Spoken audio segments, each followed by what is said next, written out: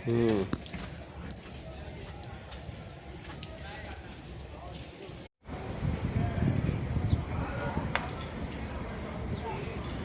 Table, date, train का नाम अभी इसमें सेटिंग करेंगे तो ट्रेन का डब्बा जो होगा वो भी इस पर लिखा आ जाएगा। देखें, पाक बिज़नेस एक्सप्रेस लाहौर से कराची, लाहौर कराची लिखा हुआ है।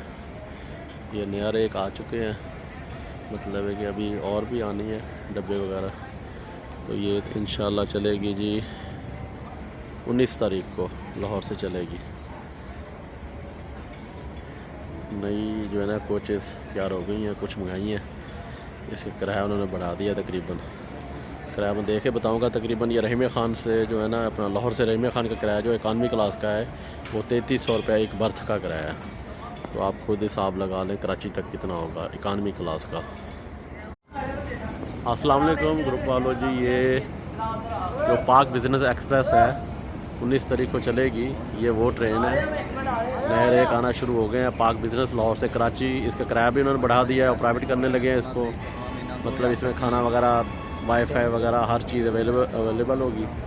तो ये नया रेक अभी आना शुरू हो गया है।